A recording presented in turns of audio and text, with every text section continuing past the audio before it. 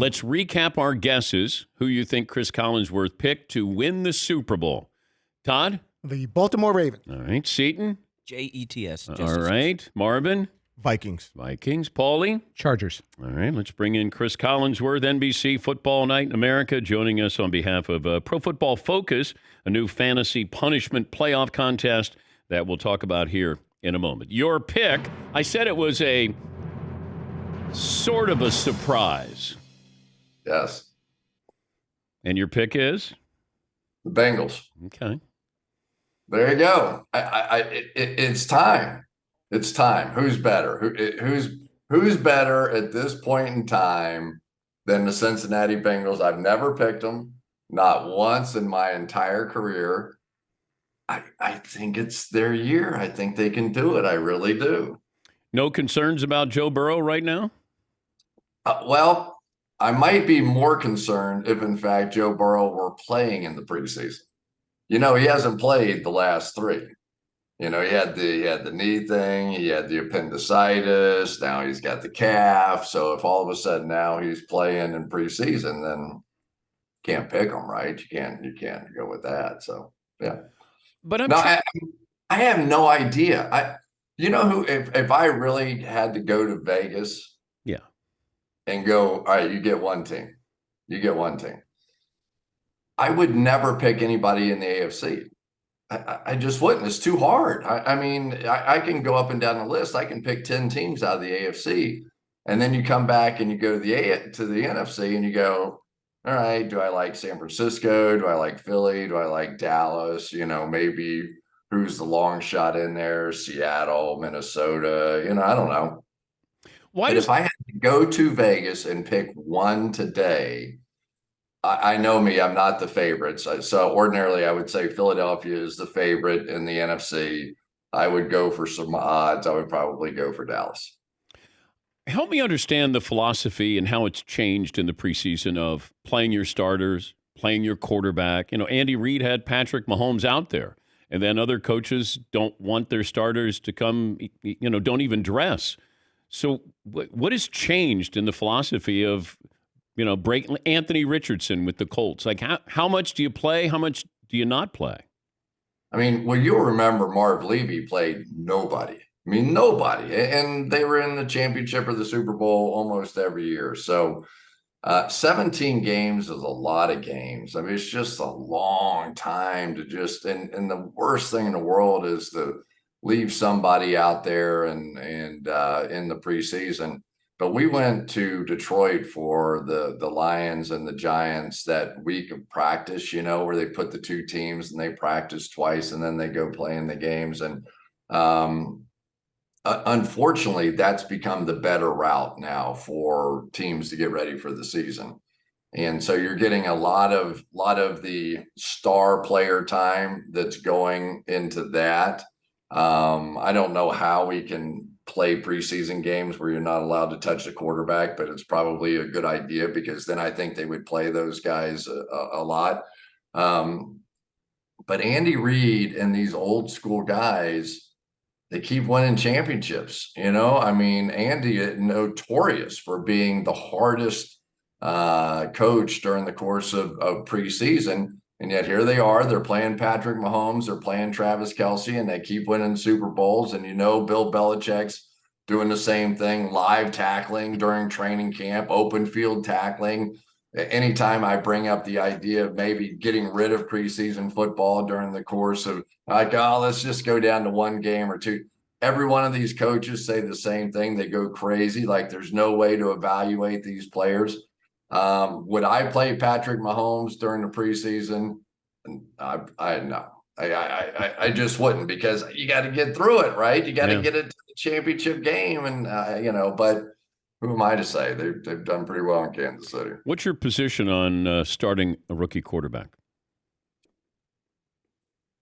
Tony Dungy and I have this argument all the time. Tony is of the belief there's only one way to learn how to play, and that's just to get thrown in there. And, Peyton Manning, and he threw 18 interceptions his rookie year, and he didn't care, and that's how you figure it out. It is so hard right now. When you think about what we put these kids through, starting at the end of college football season. They go right into this intensive training for the combine. They go through the whole draft process. As soon as they get drafted, they ship them off to minicamp. They go in all summer and they're trying to figure out what the playbook is, and everybody in the media and blah, blah, blah, all that stuff. You can imagine Anthony Richardson's year. By the time they get to the season, and now you've got to try and mix in with all these 30-year-old men and veterans and figure out what you're doing. And they're not playing these simple little defenses that they played in college anymore. To expect that those guys are going to come in and win right away and be really good right away is probably a little bit too much physically and mentally at the end of the day to try and win a championship or try and just compete in the National Football League. I would probably sit them for a month, let them watch a veteran player get ready, deal with the media, game plan, memorize all the names and the formations of the plays and the audibles, and watch him get hit in the back of the head by blitzes a couple of times that he had never seen on tape in the NFL. But that would be my philosophy. He's Cris Collinsworth, Football Night in America, and just elected to the Sports Broadcasting Hall of Fame. Congratulations on that. The Fantasy Punishment Playoff Contest. The winner gets a VIP experience with Cris at a Sunday night football game and a lifetime subscription to PFF. What do they need to do? Just go to PFF.com. We've spent a lot of money on our fantasy tools, bro. I tell you what, last year I finished next to last. I barely escaped whatever the punishment was. Darren Waller let me down. That was my guy last year. And so now you got to go back, right? You know, like it's like when a receiver drops a pass and you got to go back to him, right? When a guy misses a 3-pointer, let's get him the ball back in his hands and get him going again. Let's get him going. So Darren Waller, I'm coming back again. I'm not going to let the fact that the injuries blew my season last year, because I went high and hard after him and it didn't work out. Explain to me the difference of people talking about the Cowboys because they know that gets clicks. It's the biggest fan base out there, and the reality of just how good the Cowboys are. So, in relationship to how much coverage to how good are they going to be, how close are those two entities? It's a really good question. I mean, historically, they were really great for a decade, and then they really weren't for a long time. And yet, if NBC had their choice, we would do 17 Dallas Cowboys games, right? I'm not kidding. No, I know. Doesn't even matter what the record is. It doesn't matter. They could be 4-6. We would take. Okay, you guys can pick any game you want this week. We'll take the Dallas Cowboys. It's insanity, but it's true. They draw the ratings. They get it done. I think they're still an intriguing team. I mean, we've got them on opening night. I mean, every opening night we want the Dallas Cowboys if we can get them. But it's going to be an interesting story. I mean, Mike McCarthy, Kellen Moore now calling the plays. That was a pretty good offense, but Dak Prescott threw an extraordinary number of interceptions last year in a very limited amount of time. They signed Brandon Cooks this year. They signed Stephon Gilmore. They've got probably the best defensive player in football, perhaps, in Micah Parsons right now, who apparently is terrorizing every single thing going on in Cowboys camp right now. They're an intriguing team. I think they always will be. What's really interesting is we have Dak Prescott coming up on a big contract here. I think next year he makes like $58 million, something like that. So a big year for him. They get Zach Martin back in camp. Look at me. I'm like, I can't do this with any other team. You can kind of go off the top of your head and go, hey, Cowboys, I got them. I know what's going on with them. And but it's craziness. But the Cowboys continue to be America's team, and that is no lie. But you can go back. The Niners were there. The Steelers were there. The Packers were there. The Raiders were there. It felt like this was off our childhood, or maybe our dad's, childhood or upbringing, where he this is the team we root for, therefore you root for, and you have those those fan bases that were born back in the late 60s, early 70s with these teams. The thing that's so interesting to me was that the Cowboys were sort of America's team when they had Tom Landry, and they didn't seek out publicity, and they're sort of this, this very buttoned up kind of organization. Now you bring in Jerry Jones and Jimmy Johnson and Michael Irvin, and they're the perfect team for social media age generations, right? I mean, Jerry's gonna be out there all the time. You're gonna have Zach, who's like this perfectly situated guy. He's great with the media. He's great in front of a microphone. So I don't know. It's like they've tended to just evolve and to watch. But I mean, if you go like in sports, you're in sports. You sit down at a table and you could be with a politician and an actor and whatever famous people are out there. The conversation always starts with the NFL. Like, they turn to me and they'll start asking me about their favorite team or whatever. I go, I am sitting at the most interesting table in America. I have a billion questions to ask you guys. And you always start with the NFL. It's insane. How did that happen? How did it happen that the NFL just literally took over the world? And now it's like all anybody wants to talk about. Now you're going to throw in fantasy football and gambling and all the different things that we have now. And it's nonstop. How much jealousy is in the sport? And the reason why I bring this up, Jerry Jones and Jimmy Johnson, there was obviously jealousy that, Jerry wanted credit, Jimmy got credit. There was a falling out. Switzer comes in. But I don't know, how does that happen with players on the same team, with the quarterbacks getting all the credit, or, the running back or the whatever a defensive player? I don't know how prevalent that is in the NFL. Well, the higher up the ladder you go, the more it is, right? I mean, Howie Long used to have a great saying. He said, you really can't have more than one quarterback in the room at any one time. They suck all the oxygen out. You got to have that quarterback needs to have that. And I think that Jimmy and Jerry were a little bit of that same sort of person, which is, it's hard to not think of the Cowboys in that era and go, how many could they have won, right? What could have been if those two former teammates and best friends could have just sort of kept it together? Because it really ended up, it didn't help either one of them, honestly, to not be with the other, because they had sort of everything going. But yeah, I think that ego. And I bring that up with Shaq and Kobe, because I always said if we would remember what they could have been, not what they were, because they could have reeled off 6 in a row. Yeah, it's hard though. I mean, it really is hard. Sometimes it happens in broadcasting. Some groups, some people don't end up meshing in broadcasting because there's not enough airtime and there's not enough, whatever the case may be. But yeah, egos they're real. I mean, it's real. But if you can find the right Reggie Whites of the world, right? Those kind of people that just don't need it and can lead in a dynamic way without sucking the oxygen out of the room, then you get magic out of that. We're going to Ireland tonight. We're going to watch Notre Dame Navy on Saturday. Nice. You've been over there for the Notre Dame game in Ireland, right? I did. My son Austin played in that game, and it was the perfect game.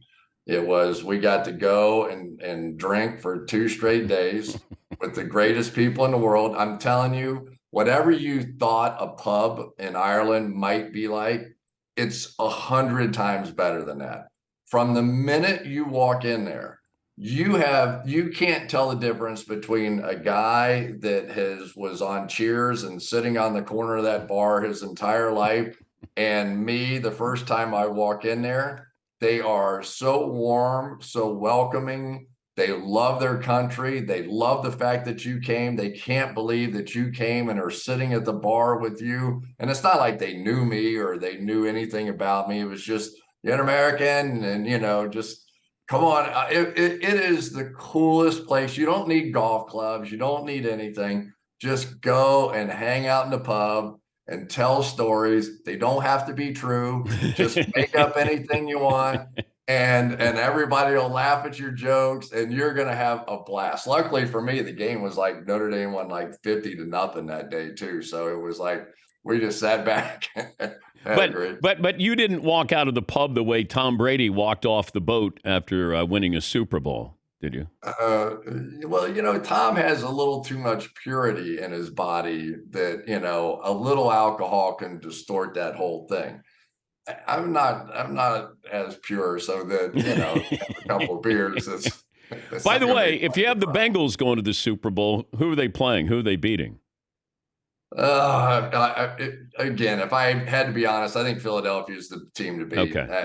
Jalen Hurts could have been MVP of the Super Bowl last year, despite the fact they lost the game. That was what he did last year was amazing to me. The jump that he took from year whatever it was 2 to 3, and give AJ Brown a little credit. That was something.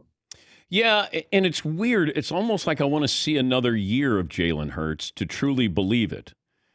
I don't know if you ever get to that point, like you go, like I'm all in on this guy, or like Danny Dimes. I got to see another year. There's a couple of guys I just go, I don't know. And Jalen Hurts, even though he should have been the MVP of the Super Bowl, I go, I'd like to see one more year here. How about this? What if we're truly at that paradigm shift now, where if you don't have a quarterback that can run, right? So forever we've been, Tom Brady and, Troy Aikman and Joe Montana, Joe can move around, but, more the pocket passer wins out there. Now the game is so built around the quarterback. We've changed all the rules to favor the quarterback. You can hold in pass protection. You can't hit the wide receivers. You can't hit the quarterback below the knees, above the shoulders. You can't. You got to ease them to the ground. Like the whole game is built. You can take the balls now that used to come right out of the stinking box, and they had this slime on them, so nobody could throw them, nobody could catch them. You didn't have gloves that were sticky. You didn't have any.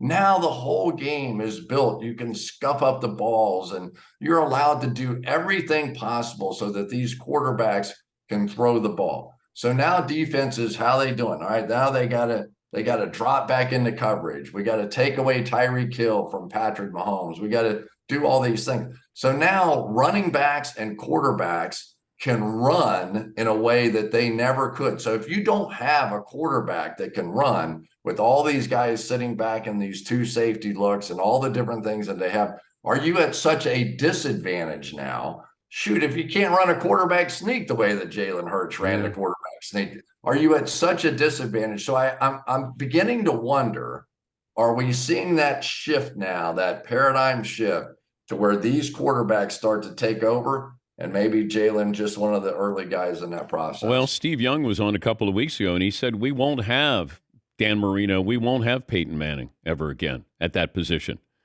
which is a pretty strong statement. But he said, the pocket passer is becoming obsolete. I'll still take Peyton Manning or Dan Marino. I think you could win, because if you think about it, what's the easiest way to dominate a game? One person sitting in the middle of the field that can throw it 53 1/3 yards wide, 60 yards deep down the field. That's a lot of real estate to cover. There's a lot of acres out there that you have to cover. And if this guy is good enough to stand in a pocket and distribute it right, left, deep, short, up, down, that's a lot to have to cover.